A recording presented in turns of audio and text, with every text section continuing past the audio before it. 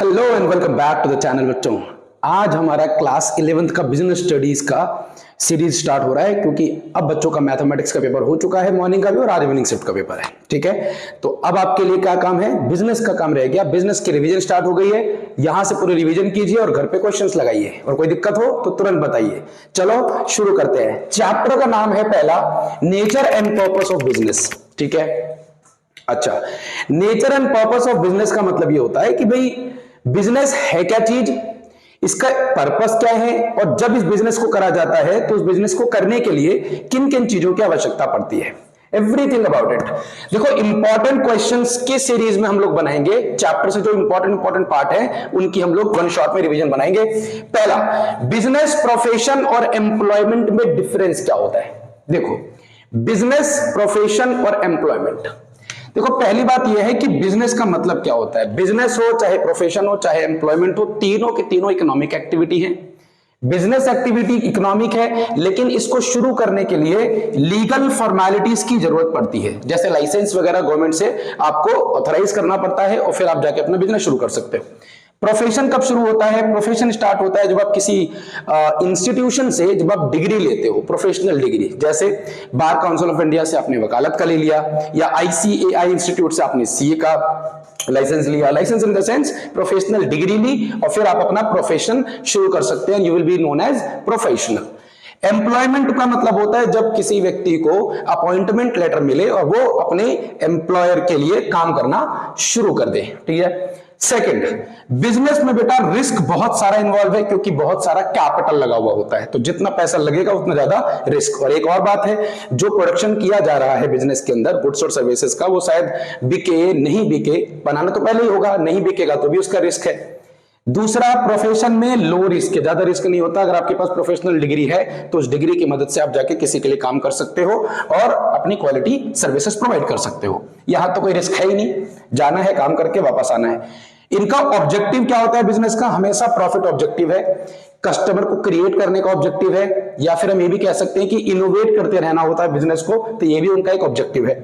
Profession का अगर हम ऑब्जेक्टिव कहें, सो एज सच कोई ऑब्जेक्टिव नहीं है उनका, सिर्फ इतना है कि ये प्रॉफिट कमाते हैं और ये लोग फी लेते हैं, प्रोफेशनल फी, जैसे डॉक्टर्स लेते हैं, या वकील लेते हैं, या चार्टर्ड अकाउंटेंट्स लेते हैं, और ये तो अपना सैलरी लेते हैं और अपना साइड होते हैं।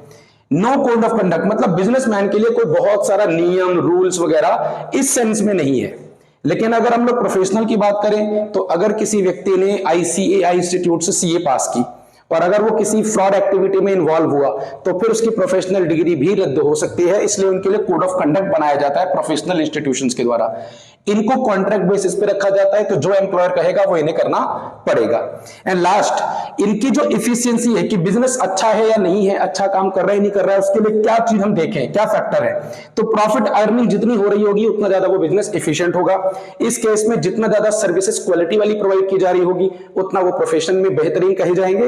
एंड ऑफ कोर्स लास्ट, जितना ज्यादा कोई एम्प्लॉयर के लिए अपनी डेडिकेशन रखेगा जॉब के प्रति, वो एम्प्लॉयमेंट के अंदर आता है। तो ये तीन इकोनॉमिक एक्टिविटी और डिफरेंस यहां पर हो गया क्लियर। अब चलते हैं हम लोग नेक्स्ट टॉपिक पे। नाउ, बिजनेस को हम लोग थोड़ा सा और अगर स्पेसिफाई करें, तो बिजनेस का मतलब होता है इंडस्ट्री और कॉमर्स के टोटल को कॉम्बिनेशन कर दे तो बिजनेस बन जाता है। बिजनेस भी क्या है? Economic activity. तो बिजनेस वो इकोनॉमिक एक्टिविटी है जिसमें इंडस्ट्री का भी काम होता है और कॉमर्स का भी काम होता है।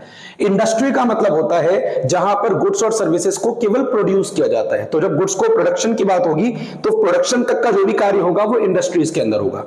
कॉमर्स का क्या काम होता है? कॉमर्स का काम होता है एक बार अगर सामान प्रोड्यूस हो गया, इसके बाद उसको मार्केट में कैसे पहुंचाना है, और प्रोडक्शन के बाद के जो भी फर्दर एक्टिविटीज और वर्क होंगे वो सब के सब कॉमर्स में होता है। ठीक है।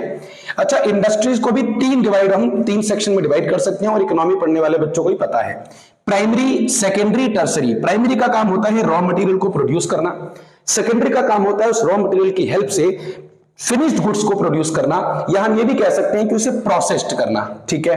टर्सरी सेक्टर का काम है, या टर्सरी इंडस्ट्री का काम है कि जो सामान यहां पर बन चुका है उसको मार्केट तक पहुंचाना।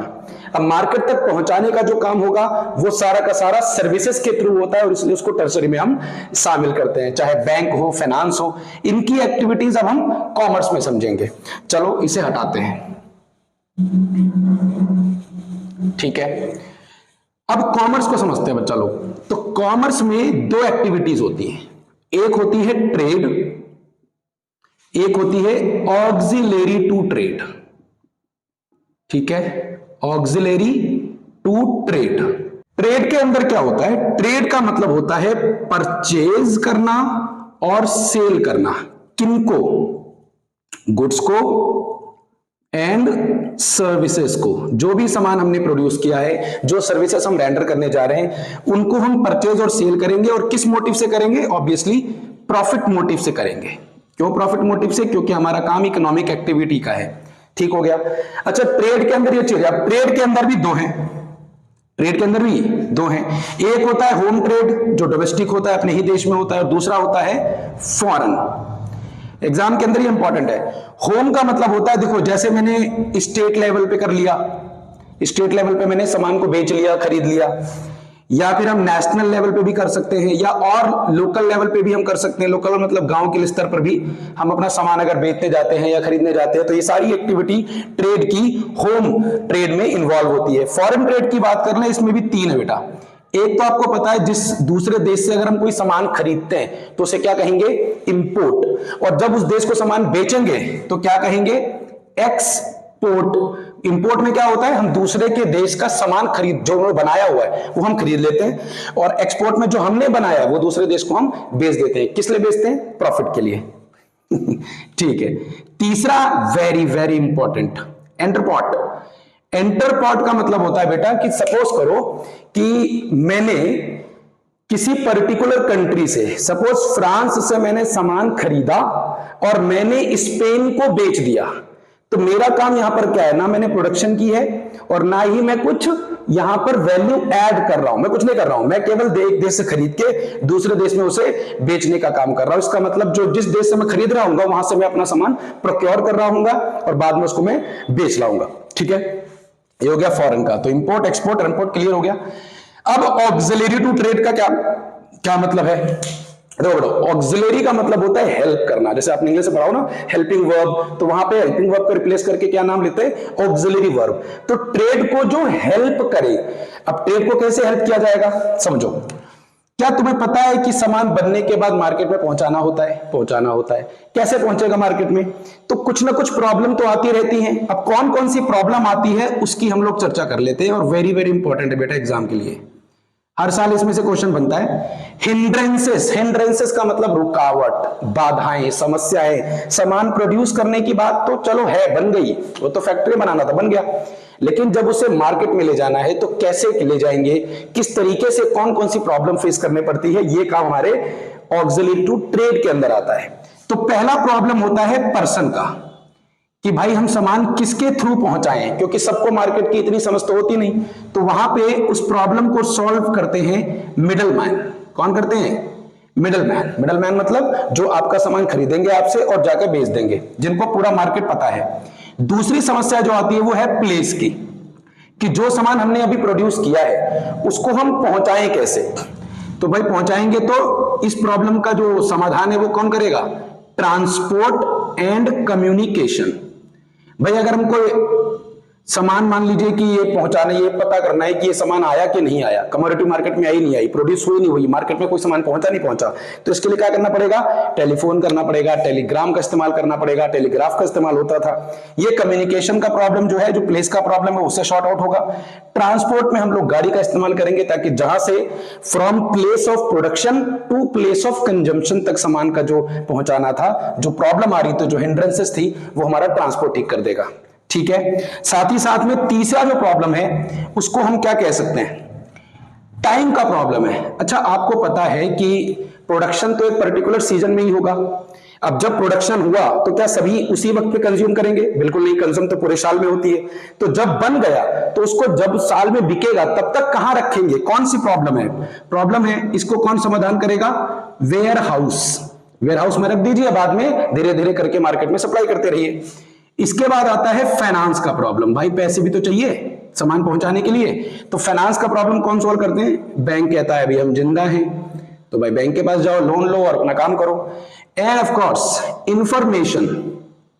इंफॉर्मेशन का भी बहुत प्रॉब्लम होता है कि सामान सही वक्त पे आएगा नहीं आएगा, हमको जो इंफॉर्मेशन जो इंक्वायरी करनी है वो हमें मिलेगी नहीं मिलेगी।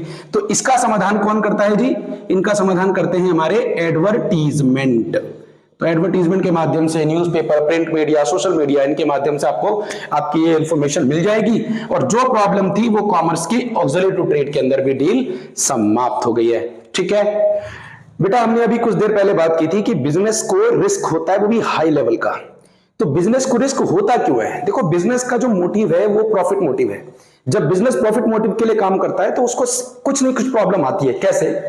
हो सकता है प्रॉफिट कभी साल हो उस साल ना हो, तो अनसर्टेनिटी प्रॉफिट हमेशा बना रहता है। इनएडिक्वेसी जो प्रॉफिट में है वो हमेशा बनी रहती है, कभी कम तो कभी ज्यादा। कई बार अनअवॉइडेबल सिचुएशन आ जाती है, जिस सिचुएशन को अवॉइड ही नहीं कर सकते, तो वो भी एक प्रकार से बिजनेस के लिए एक मुसीबत का पिटारा खोल के रख देती है।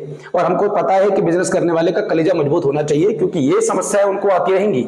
अब बिजनेस को रिस्क जो होता है वो किन कारणों से होता है, क्या कॉजेज हैं? एग्जाम के लिए ये बहुत इंपॉर्टेंट है, ये पूरी की पूरी वीडियो।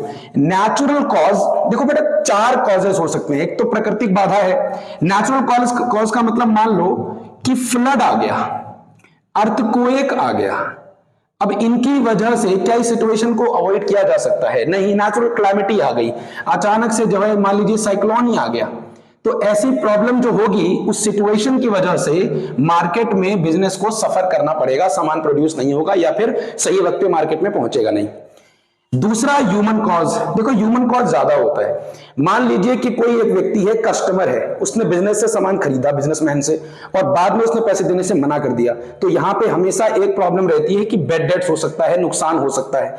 दूसरा, मान लीजिए कि एम्प्लॉय ने ही डिसऑनेस्टी दिखा दी, तो डिसऑनेस्टी बाय कस्टमर और डिसऑनेस्टी बाय एम्प्लॉय। एम्प्लॉय कैसे कर सकता है? मान लो बिजनेसमैन से थोड़े थोड़े वो पैसे चोरी करता रहे, अगर वो पैसे चोरी कर रहा है तो भी यहीं पे बिजनेस का जो रिस्क है वो बॉर्न होता है, यहाँ पे स्टार्ट हो जाता है। एंड ऑफ कोर्स, और अगर हम बात करें तो ह्यूमन कॉज के अंदर एक और बात हो सकती है कि जो एफर्ट है, जो वर्किंग, जो काम कर रहे हैं वो केयरलेसनेस के साथ कर रहे हैं, मतलब कोई खास डेडिकेशन के साथ काम नहीं कर रहे हैं एम्प्लॉइज। और हमें पता भी है कि एम्प्लॉयर या एम्प्लॉय हमेशा ये दोनों चाहते होंगे कि डेडिकेशन जॉब के प्रति रहे, तभी एम्प्लॉयमेंट अच्छा होता है। तो ह्यूमन कॉज क्लियर है, डिसऑनेस्टी होती है तो प्रॉब्लम हो जाती है। At the same time economic causes क्या है? देखो, इकोनॉमिक कॉजेस मतलब अगर प्राइसेस में ऊपर नीचे ज्यादा फ्लक्चुएशन हो गई, ज्यादा चेंज ऊपर नीचे हुआ, तो बिजनेसमैन को झेलना पड़ेगा, कंपटीशन आएगा तो उसे प्राइसेस को कम करना पड़ेगा। अच्छा बच्चा, फैशन की भी तो बात है। फैशन ट्रेंड ही चेंज हो जाए तो बिजनेसमैन ने जो सामान बनाया वो बिकेगा नहीं, फैशन का भी प्रॉब्लम है। साथ ही साथ अगर हम कहें तो कंपटीशन का, अगर कॉम्पिटिटर ने अपने प्राइसेस को कम कर रखा है या कॉम्पिटिटर कुछ नया चीज लेकर आ गया मार्केट के अंदर, तो भी ये इकोनॉमिक कॉजेस बन जाएंगे। स्टेबिलिटी की वजह से भी ये समस्या जो है बिजनेस को आती रहती है। और अदर कॉजेस में 2 सबसे बड़े कॉजेस होते हैं, वो है टेक्निकल कॉज और मैनेजरियल स्किल। मान लो कि मैनेजमेंट के पास वो स्किल नहीं है, या मैनेजमेंट के अंदर जो बहुत इंपॉर्टेंट बंदा था, जो बहुत आउटस्टैंडिंग तरीके से जानता था चीजों को, स्किल करना, मैनेज करना लोगों को, वो चला गया अगर कंपनी से या बिजनेस से, तो रिस्क आ जाएगा, मतलब नुकसान होने की पूरी आशंका। और टेक्निकल का मतलब ये होता है कि अगर मार्केट में अचानक से टेक्निकल चीज, जो चीज हम मशीन का यूज कर रहे हैं उससे अच्छी कोई अपग्रेड वाली मशीन का मार्केट में इंपोर्ट हो गया और वो लोग उसे यूज कर रहे हैं, तो जो तुम्हारे पास है वो क्या तुम यूज करोगे? नहीं करोगे। तो इस मद्देनजर आपका टेक्निकल कारणों से भी आपके बिजनेस को रिस्क होता है। तो यहां पर ये वीडियो आपकी खत्म हो गई और वीडियो ने आपको अच्छे से रिवाइज भी करा दिया होगा। प्रॉब्लम है तो कमेंट सेक्शन में लिख देना। अगर आपको वीडियो अच्छी लग रही है तो लाइक कर दो, शेयर कर दो दोस्तों के साथ, अपने 11th के स्टूडेंट के साथ, ताकि उन लोगों की भी इसकी रिवीजन हो जाए। ठीक है, आपको कुछ भी अच्छा लगा हो वीडियो में तो कमेंट कर दो। कुछ शिकायत करनी हो तो मैं इंस्टाग्राम पे मिल जाऊंगा, कॉमर्स लीग एम के नाम से, वहां पे भी जाके कर सकते हो। अदरवाइज थोड़ा वेट करो, मिलता हूं नेक्स्ट वीडियो में, तब तक खुश रहो।